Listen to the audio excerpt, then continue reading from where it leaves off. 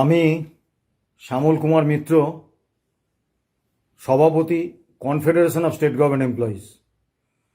আজকে প্রিয় কর্মচারী বন্ধু, আপনাদের কাছে এসেছি একটা অত্যন্ত দুর্ভাগ্যজনক বিষয় নিয়ে আলোচনা করতে।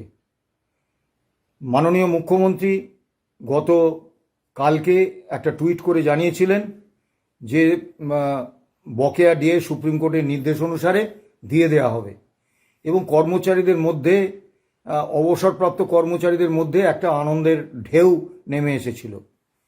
আমি ব্যক্তিগতভাবে বা আমাদের সংগঠনের সাধারণ সম্পাদক মলয় মুখোপাধ্যায় ব্যক্তিগতভাবে কখনো মাননীয় মুখ্যমন্ত্রী সম্পর্কে কোনো অপশব্দ প্রয়োগ করিনি এবং যখনই তার কথা বলেছি মাননীয় মুখ্যমন্ত্রী বলে উল্লেখ করেছি।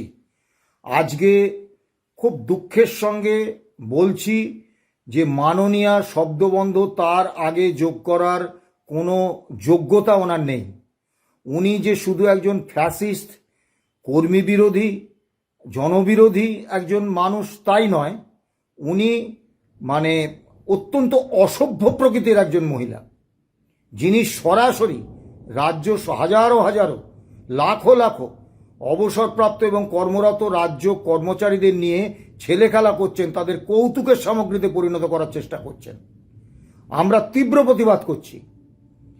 উনি গতকালকে ঘোষণা করেছেন টুইটে এবং গত 13ই মার্চ অর্ডারটা তৈরি করে নিয়েছেন, অর্থাৎ 13ই মার্চ থেকে গতকাল পর্যন্ত অর্ডারটা লুকিয়ে রেখেছেন।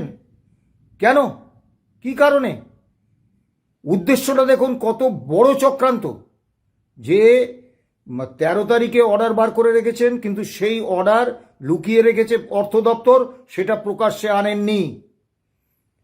মাননীয়া গতকাল ঘোষণা করেছেন, আজকে মডেল কোড অফ কন্ডাক্ট হয়ে গেল, আর নতুন করে মাননীয়া কিছু ঘোষণা করতে পারবেন না। সেই সুযোগটাকে কাজে লাগিয়েছেন, যার জন্য 13 তারিখের অর্ডারটা চেপে রেখে দিয়েছেন, যাতে কর্মচারীদের মধ্যে ক্ষোভ বিক্ষোভ মডেল কোড অফ কন্ডাক্ট শুরু হওয়ার আগে হতে না পারে। কত বড় ভয়ঙ্কর চক্রান্ত মুখ্যমন্ত্রীর চেয়ারে বসে একজন মহিলা করেছেন। এবং এই অর্ডারে কি বলা হয়েছে? সুপ্রিম কোর্টের অর্ডারে, মহামান্য সুপ্রিম কোর্টের অর্ডারে কি বলা হয়েছিল? মহামান্য সুপ্রিম কোর্টের অর্ডারে বলা হয়েছিল যে এপ্রিল 2008 থেকে ডিসেম্বর 2019 পর্যন্ত যে বকেয়া ডিএ, তার 25% ইমিডিয়েটলি দিতে হবে। বাকি 75%-এর প্রথম কিস্তিটা, যেটা 6ই মার্চ মাননীয় বিচারপতি ইন্দু মালহোত্রার নেতৃত্বে যে কমিটি মহামান্য সুপ্রিম কোর্ট তৈরি করে দিয়েছিলেন, সেই কমিটির নির্দেশ অনুসারে ওই বাকি 75%-এর প্রথম কিস্তিটা 31শে মার্চের মধ্যে দিতে হবে এবং 15ই এপ্রিল মহামান্য সুপ্রিম কোর্টে রাজ্য সরকার কমপ্লায়েন্স রিপোর্ট দাখিল করবেন যে রায়টা কিভাবে কার্যকর করেছেন এবং 15ই মের মধ্যে বকেয়া, বাকি সমস্ত বকেয়া মিটিয়ে দিতে হবে ওই মাননীয় বিচারপতি ইন্দু মালহোত্রার নেতৃত্বাধীন কমিটির নির্দেশ অনুসারে। এটাই তো সুপ্রিম কোর্টের অর্ডার। তা আমরা তো আশা করেছিলাম মাননীয় যখন টুইট করলেন যে সুপ্রিম কোর্টের অর্ডার মেনে ঠিক এইভাবেই বকেয়া ডিএটা দেওয়ার সিদ্ধান্ত নেওয়া হয়েছে। উনি কর্মচারীদের সঙ্গে বিশ্বাসঘাতকতা করলেন, প্রতারণা করলেন এবং মুখ্যমন্ত্রী পদে চেয়ারে বসে যে ঘটনাটা ঘটালেন, সেটা মুখ্যমন্ত্রী পদে বসার কোনো যোগ্যতা ওনার আছে কিনা, এই প্রশ্নটা আমাদের সামনে তুলে দিয়েছে। আমি আবারও বলছি, আমি কখনো মুখ্যমন্ত্রী পদের একজন ব্যক্তির বিরুদ্ধে কখনো ব্যক্তিগতভাবে অপশব্দ প্রয়োগ করিনি। এমনকি উনি যখন আমাদের কুকুর বেড়াল চোর ডাকাতের সঙ্গে তুলনা করেছেন, তখনও আমি বলেছি যে আমরা এর বিরুদ্ধে কিছু বলছি না। উনি প্রত্যেক মানুষ বিবৃতি দেন, কথা বলেন, অন্য মানুষ সম্পর্কে তার মতামত জানান, তার পারিবারিক রুচি, ব্যক্তিগত রুচি, শিক্ষা এবং তার সংস্কৃতি অনুসারে। ওনার সংস্কৃতি, ওনার রুচি, ওনার পারিবারিক কৃষ্টি ওনাকে এই কথা বলতে উদ্বুদ্ধ করেছে, উনি বলেছেন, আমাদের কিছু বলার নেই। কিন্তু আজকে আমরা সমস্ত সীমা লঙ্ঘন হয়ে গেছে। যে অর্ডারটা 13 তারিখের আজকে প্রকাশ হয়েছে 9টার পরে, সেই অর্ডারে বলা হয়েছে প্রথম 3 নম্বর অনুচ্ছেদে যান, সেখানে বলা হচ্ছে সেই অর্থ সংকটের কথা। ওই কেন্দ্র দেয় না, এই কেন্দ্রীয় এতে প্রকল্পে বাকি, বিভিন্ন ফিনান্সিয়াল রেসপন্সিবিলিটিস রয়েছে, ইত্যাদি ইত্যাদি ইত্যাদি। যে রাজ্য সরকার এই কদিন আগে ঘোষণা করেছেন যে 1 কোটি বেকারকে তাদেরকে প্রতি মাসে 1500 টাকা করে দেবেন, আপনি ভাবুন 1 কোটি বেকার প্রতি মাসে যদি 1500 টাকা করে পায়, মানে প্রতি মাসে 1500 কোটি টাকা করে খরচ, বছরে কত? এই কদিন আগে লক্ষ্মীর ভাণ্ডারের টাকা 500 টাকা করে বাড়িয়েছেন, এবং আরও বিভিন্ন খাতে বিভিন্ন রকম ইমাম মুয়াজ্জিনদের ভাতা বাড়িয়েছেন।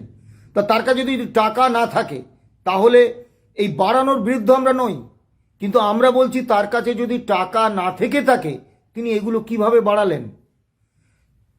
আবার সেই অর্থ সংকটের কথা বলেছেন 3 নম্বর অনুচ্ছেদে এই অর্ডারের।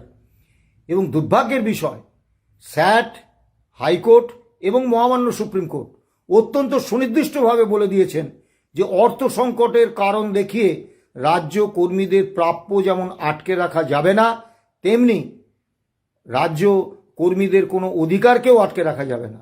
অর্থাৎ এই 3 নম্বর অনুচ্ছেদে সরাসরি স্যাট, হাইকোর্ট এবং সুপ্রিম কোর্টের যে বক্তব্য, সেই বক্তব্যকে উনি অস্বীকার করেছেন, অবমাননা করেছেন। এরপর যে অর্ডারে আছে ভয়ঙ্কর জিনিস, যে এপ্রিল 2008 থেকে ডিসেম্বর 2015 পর্যন্ত যেহেতু HRM এর সিস্টেমে এই পিরিয়ডে কর্মচারী এবং পেনশনারদের বেতন ভাতা সংক্রান্ত তথ্য HRMS পোর্টালে তোলা নেই, অতএব তাদের বিষয়ে কবে দেয়া হবে সেটা ইন ডিউ কোর্স জানানো হবে। ইন ডিউ কোর্স জানানো হয় মানে, সুপ্রিম কোর্টে যখন 15ই মে 2025 অন্তর্বর্তী রায় হয়েছিল, সেই রায়েই তো স্পষ্ট হয়ে গিয়েছিল যে সরকারকে 25% বকেয়া ডিএর টাকা দিতে হবে এবং বাকিটাও দিতে হবে। তা তারা কেন 15ই মে থেকে এই দীর্ঘ মার্চ মাস চলে গেছে, 13ই মার্চ পর্যন্ত, 12ই মার্চ পর্যন্ত, কেন তারা এই এপ্রিল 2008 থেকে ডিসেম্বর 2015 পর্যন্ত কর্মচারী এবং অবসরপ্রাপ্ত কর্মচারীদের বেতন ভাতা সংক্রান্ত তথ্য HRMS পোর্টালে তোলেননি? এই কারণেই যে এই অজুহাত দেখিয়ে এই এপ্রিল 2008 থেকে ডিসেম্বর 2015 পর্যন্ত ডিয়ারনেস অ্যালাউন্স বা ডিয়ারনেস রিলিফের যে বকেয়া, সেইটা থেকে কর্মচারীদের বঞ্চিত করবেন, এবং সেই কাজটাই তো করলেন, ইন ডিউ কোর্স জানাবেন। দ্বিতীয় যেটা বলা হয়েছে যে জানুয়ারি 2016 থেকে ডিসেম্বর 2019 পর্যন্ত যা প্রাপ্য, যা বকেয়া দিয়ে প্রাপ্য, সেটা 2টো কিস্তিতে দেবেন, একটা মার্চ 2026 এবং একটা সেপ্টেম্বর 2026। সুপ্রিম কোর্ট 15ই মের মধ্যে 100% ডিএ মিটিয়ে দেওয়ার কথা বলেছে। উনি বলছেন সেপ্টেম্বর 2000 এতে এই জানুয়ারি 2016 থেকে ডিসেম্বর 2019 পর্যন্ত বকেয়া ডিএর 2টো ভাগ করে দেবেন। আবার বলা হয়েছে যে এই যারা কর্মরত, এই টাকাটাও গ্রুপ ABC, এই 3টে গ্রুপের কর্মচারীদের টাকা 24 মাসের জন্য প্রভিডেন্ট ফান্ডে রাখা হবে। সুপ্রিম কোর্টের কোথাও তো বলা নেই যে প্রভিডেন্ট রায়ে যে প্রভিডেন্ট ফান্ডে টাকা রাখতে পারবে। সুপ্রিম কোর্ট তো নগদে ব্যাংক অ্যাকাউন্টে টাকা পাঠিয়ে দেওয়ার কথা বলেছেন। এবং অর্ডারটায় লেখা আছে, দেখবেন, the government has decided. Who has given the government to decide? দেশের সর্বোচ্চ ন্যায়ালয় যখন একটা সময় ভিত্তিক রায় দিয়েছেন, একটা নির্দেশিকা দিয়েছেন, এবং সেইটা কার্যকর করার দায়িত্ব নিজের কাঁধে রেখেছেন, ইন্দু মালহোত্রা কমিটির উপর দায়িত্ব দিয়েছেন, সেই কমিটিও ঠিক করে দিয়েছেন মহামান্য supreme court in consultation with ওই স্টেট অথরিটিস, তারা করবেন। অর্থাৎ সরাসরি সুপ্রিম কোর্টের এই পুরো নির্দেশকে রাজ্য সরকার খারিজ করে দিয়েছেন। শুধু সুপ্রিম কোর্টের রায়ের অবমাননা করেছেন বললে ভুল বলা হবে। সুপ্রিম কোর্টকে সরাসরি চ্যালেঞ্জ করেছেন, বলেছেন যে সুপ্রিম কোর্ট ফোর্ট আমি বুঝি না। এইরকম একটা পরিস্থিতিতে আমরা এসে পড়েছি। এখন সরাসরি আমরা বলছি এই অর্ডার আমরা মানি না। এই অর্ডার সরাসরি সুপ্রিম কোর্টের নির্দেশের অবমাননা শুধু নয়, সরাসরি মহামান্য সুপ্রিম কোর্টকে চ্যালেঞ্জ করা। গণতান্ত্রিক ভারতবর্ষে সাংবিধানিক কাঠামোয় একটা রাজ্য সরকার সুপ্রিম কোর্টের রায়কে এভাবে অকার্যকর করে দিতে পারেন কিনা, এইটা এখন দেশবাসীর দেখার কথা। এখন মহামান্য সুপ্রিম কোর্টকে অবস্থান নিতে হবে, কারণ মহামান্য সুপ্রিম কোর্ট এই রায় দিয়েছিলেন, অনেক ভেবেচিন্তে দিয়েছেন। দীর্ঘ 10 বছর ধরে রায় চলছে, 11তম বছরে আমরা এই রায় পেয়েছি।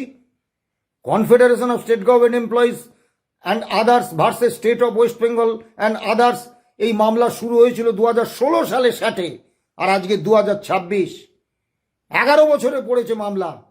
যখন সুপ্রিম কোর্টের নির্দেশে কর্মরত এবং অবসরপ্রাপ্ত কর্মচারী বন্ধুরা একটু আশার আলো দেখেছিলেন, একটু স্বপ্ন দেখেছিলেন যে তাই তো এতদিনের বকেয়াটা যেটা রাজ্য সরকার, মমতা বন্দ্যোপাধ্যায়ের সরকার আমাদের থেকে বঞ্চিত করে কেড়ে নিয়েছেন, সেইটা আমরা হয়তো ফেরত পাব। আজকে দুর্ভাগ্যের বিষয়, তাদের সমস্ত স্বপ্ন, তাদের সমস্ত আশায় জল ঢেলে দিলেন এই মমতা বন্দ্যোপাধ্যায়। আমরা অত্যন্ত সুনির্দিষ্টভাবে বলছি, এই রায় সুপ্রিম কোর্টের নির্দেশের সম্পূর্ণ পরিপন্থী শুধু নয়, সরাসরি মহামান্য সুপ্রিম কোর্টকে চ্যালেঞ্জ করা। এবং আমাদের এখন মনে হচ্ছে মহামান্য সুপ্রিম কোর্ট যে রায়টা কার্যকর করার দায়িত্বটা নিজের কাঁধে রেখেছিলেন, তার কারণ মহামান্য সুপ্রিম কোর্টের মাননীয় বিচারপতিরা বুঝেছিলেন যে তাদের ডিরেকশন বা সুপ্রিম কোর্টের ডিরেকশন অনুসারে কাজ করতে রাজ্য সরকার গড়িমসি করবে। রাজ্য সরকারকে তারা বিশ্বাস করেননি। তাই মহামান্য সুপ্রিম কোর্টের এখন অবস্থান নেওয়ার পালা। তারা এই নির্দেশের পরে কি অবস্থান নেন আমরা দেখব। মনে রাখবেন, হাইকোর্টে রাজ্য সরকারের বিরুদ্ধে আমাদের করা একটা কন্টেম্প পিটিশন পেন্ডিং আছে। সুপ্রিম কোর্টে ইন্টারিম অর্ডার রাজ্য সরকার মানেননি, তার বিরুদ্ধে আমাদের কন্টেম্প পিটিশন পেন্ডিং আছে। এবং এই 5ই ফেব্রুয়ারি যখন রায় বেরোয়, 5ই ফেব্রুয়ারি রায় বেরিয়েছে 12:30 নাগাদ, যে মুহূর্তে 3টে নাগাদ ডাউনলোড মানে নেটে দেওয়া হয়েছে, আমরা সঙ্গে সঙ্গে ডাউনলোড করে সেই কপি নিয়ে চিফ সেক্রেটারি এবং ফিনান্স সেক্রেটারির কাছে আমরা পৌঁছে দিয়েছি পুলিশের মাধ্যমে। কারণ নবান্নে আমাদের ঢুকতে দেওয়া হয় না, আমরা সন্ত্রাসবাদী বা জঙ্গি বা ভয়ঙ্কর আতঙ্কি কেউ, তাই আমাদের নবান্নে ঢুকতে দেন না এই সরকার। পুলিশ নিয়ে যায়, আমাদের ওখান থেকে বহু দূরে সরিয়ে নিয়ে গিয়ে তারা জমা দিয়ে আসে, আমরা দিয়েছি। এবং আমরা চিফ সেক্রেটারি এবং ফিনান্স সেক্রেটারিকে আমরা কন্টেম্প নোটিশ দিয়েছি, এবং আমরা ইতিমধ্যে সুপ্রিম কোর্টে আমাদের কন্টেম্প পিটিশন ফাইল করা আছে। কাজেই আমরা সরকারের কাছে দাবি করছি, মমতা বন্দ্যোপাধ্যায়কে বলছি, অবিলম্বে এই ভয়ঙ্কর, এই জঘন্য, এই বিশ্বাসঘাতকতামূলক কর্মচারীদের প্রতি যে আদেশনামা বার করা হয়েছে, এটা অবিলম্বে প্রত্যাহার করুন এবং সুপ্রিম কোর্টের নির্দেশ মেনে বকেয়া ডিএ দেওয়ার এপ্রিল 2008 থেকে ডিসেম্বর 2019 পর্যন্ত দেওয়ার ব্যবস্থা করুন। না হলে কর্মচারী আন্দোলন যেমন হবে, যে তীব্র কর্মচারী আন্দোলন হবে আপনি কল্পনা করতে পারছেন না। আবার একই সঙ্গে আমরা মূল মামলাকারী সংগঠন confederation of state government employees, আমরা সুপ্রিম কোর্টে কন্টেম্প পিটিশন মুভ করব এবং সরাসরি সুপ্রিম কোর্টের কাছে আমরা জানতে চাইব যে মহামান্য সুপ্রিম কোর্টের নির্দেশকে এভাবে ছেঁড়া কাগজ হিসেবে, বাজে কাগজের ঝুড়িতে ফেলে দেওয়ার অধিকার একটা রাজ্য সরকারের আছে কি নেই, এইটার বিচার মহামান্য সুপ্রিম কোর্ট করবেন। ভালো থাকবেন, সুস্থ থাকবেন। অবশ্য জানি না এই খবর পাওয়ার পরে, এই ভিডিও দেখার পরে আপনারা কতটা ভালো থাকবেন। নমস্কার।